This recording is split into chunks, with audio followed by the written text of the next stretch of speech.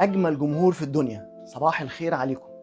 هنبتدي بدءا من الحلقة دي سلسلة الحلقات الخاصة بالسمارت ووتش أو الساعات الذكية اللي أعلنت عنها مؤخرا الشركات بتاعة الموبايلات. هنبتدي بشركة سامسونج وبعد كده تتوالى الشركات حسب توافر المعلومات عن الساعات التانية زي الأوبو، زي الأبل، وزي الشاومي، وزي بقية الساعات بتاعة الموديلات اللي موجودة دلوقتي في السوق أو اللي هتنزل إن شاء الله تطرح زي ما أعلنوا عنها. هنبتدي النهاردة بساعة سامسونج جالاكسي ووتش 5 برو. الساعة دي اللي بيقولوا عنها فيها مميزات قوية وجاية بستايل وطريقة وديزاين جديد خالص. بطاريتها اللي بتقولك بتكفي اكتر من 7 ايام. هنشوف كل ده النهارده في الحلقه. مش بس كده، كمان تابعوا الحلقه دي لغايه نهايتها عشان تعرفوا سعر الساعه دي اللي بيقولوا عليها سعر مناسب جدا مقابل قيمه رائعه بتقدمها الساعه دي بقوه. يلا مع بعض نستعرض مع بعضينا الساعه اللي معانا النهارده، سامسونج جالاكسي ووتش 5 برو. يلا بينا.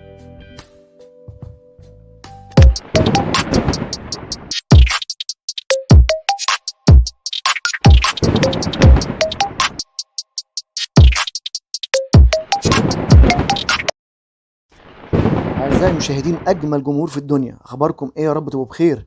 أهلا بيكم في حلقة جديدة من حلقات قناة ثاندر التكنولوجيا والمعلومات، ومعاكم أخوكم أشرف. الفترة اللي فاتت كنا استعرضنا أحدث الموبايلات اللي تم الإعلان عنها من الشركات المتنوعة بتاعة الموبايلات، زي سامسونج، شاومي، لينوفو، أوبو، وهكذا. بدءا من الحلقة دي هنبتدي نستعرض المنتجات بتاعتهم، أو بالأخص الساعات الذكية. يعني أنا بركز على الساعات الذكية لأنها بتبقى أشهر حاجة أو تاني حاجة تقريبا في الإكسسوارز بعد الموبايلات على طول، لما فيها من ذكاء اصطناعي أو لما فيها من قوة تصنيع بتحاكي الموبايلات تقريبا، وهي زي ما بيقولوا الأقرب اتصالا ونوتيفيكيشن ومعلومات للتليفون اللي بيبقى معاك. وبدءا طبعا من الحلقه دي هنبتدي بسامسونج زي ما عملنا في حلقات الموبايلات، وتحديدا هختار الساعه اللي هي السامسونج جالاكسي الواتش 5 برو.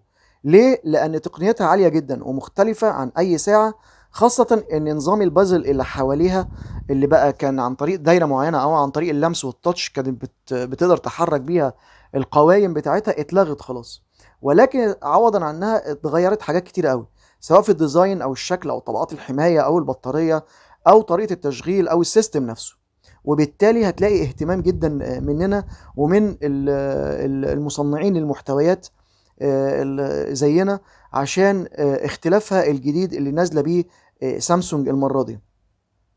فهنبتدي نستعرضها مع بعضينا، وخصوصا ان فيها خصائص جميله عايزين نستعرضها مع بعض واحده واحده كده. هنبتدي نعرض الخصائص والعيوب والمميزات بتاعتها عشان حضراتكم تقدروا تقرروا تشتروها من عدمه. وفي اخر الحلقه طبعا زي كل مره بنعرض السعر بتاعها.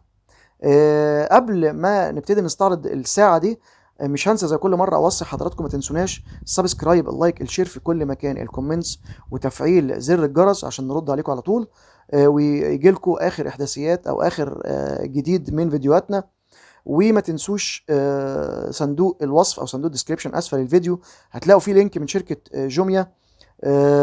خشوا خدوا فكره عنها، عاملين عروض عن الموبايلات والاكسسوارز، اشتروها دعما للقناه. يلا مع بعض نبتدي نستعرض مع بعضينا الساعه النهارده المذهله الرائعه اللي معانا النهارده من شركه سامسونج، وهي سامسونج جالاكسي ووتش 5 برو. يلا بينا. الساعة أعلن عنها في 10 أغسطس وابتدت تطرح للبيع في 26 أغسطس. الأبعاد بتاعتها 45.4 في 45.4 في 10.5 ملم. الوزن بتاعها تقريبا 46.5 جرام، ودي باختلاف عن الساعة طبعا أقل في الوزن شوية.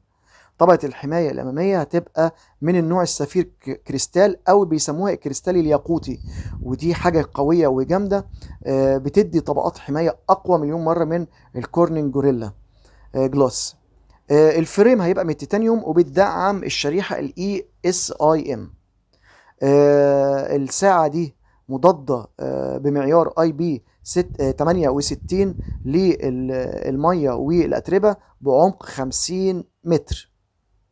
وبيدعمها يتركب لها الاستراب او الاوستيك اللي هو ال 20 ملم، غير ان هي مدعمه بالاي سي جي سيرتيفايد، وفيها نظام المونيتورنج بتاع ضغط الدم والحراره وخلافه من السنسورز اللي بتراقب حركات الجسم.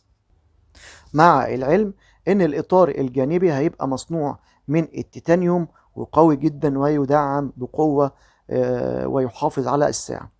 الساعه دي بتدعم شبكات ال 2G وال 3G وال 4G، وفيها الجي بي ار اس والاي دي جي اي. نيجي بالنسبه للشاشه، فالشاشه هتبقى من نوع السوبر اموليد. مساحه الشاشه هتبقى 1.4 انش. دقة الشاشة هتبقى 450 في 450. ألوانها هتبقى 16 مليون لون. أما كثافة البكسلات فهتيجي بكثافة بكسلات 321 بي بي اي أو بكسل بير انش. طبقة الحماية زي ما احنا قلنا هتبقى من النوع الكريستال الياقوتي القوي جدا، وفيها خاصية الأولويز اون ديسبلاي. نيجي بالنسبة للبلاتفورم بتاعها، هيبقى من نوع الأندرويد وير الأو اس 3.5 مدعم بالواجهه الوان يو اي واتش 4.5 المخصصه لساعات سامسونج. اما بالنسبه للبروسيسور فهيبقى من نوع الاكزونس الدبليو 920، وده الاعتماديه بتاعته 5 نانومتر، وده هيبقى ثنائي النواه او دول كور.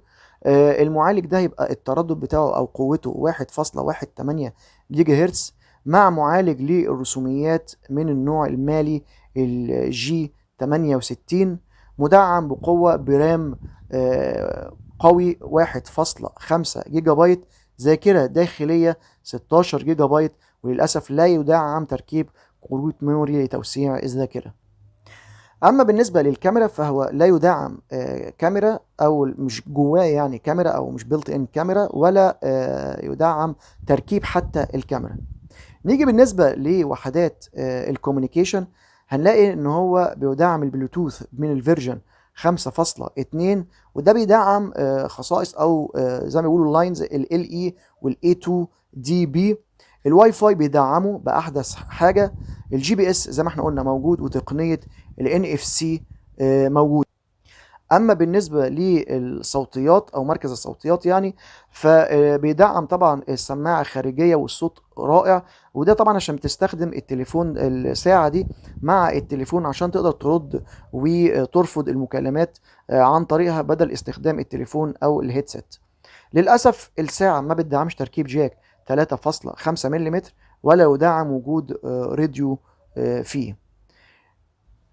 نيجي بالنسبه للخصائص التانية زي المستشعرات والسنسورز والكلام ده كله، فهنلاقي بالنسبه للمستشعرات فموجود طبعا نظام التسارع والجيروسكوب والباروميتر، مستشعر لقياس درجه الحراره، مستشعر لقياس معدلات النبض، ودي حاجات قويه جدا.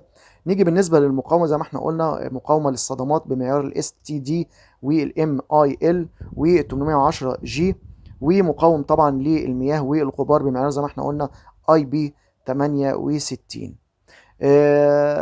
في بعض الوظائف الجميلة اللي في التليفون ده زي دعم تخطيط كهربية القلب، وبيراقب ضربات القلب وسرعة ضربات القلب، غير ان هو بيعمل مراقبة كاملة للجسم يوميا، وبيقول لك ويقدر ينبهك اذا كنت انت بتتمرن كويس او لا، او انت محتاج نظام الفتس بتاعك عالي فمحتاج تزود التمارين او تغير التمارين، وبيبتدي يقترح عليك طريقه التمارين او ايه هي التمارين اللي انت محتاجها سواء كارديو او الى اخره. نيجي بالنسبه للبطاريه، فالبطاريه هي اللي مختلفه تماما بسعه اكبر، وزي ما بتقول سامسونج البطاريه تخليك تكفي اكتر من اسبوع، فنازله بسعه 590 ملي امبير ليثيوم غير قابله للازاله.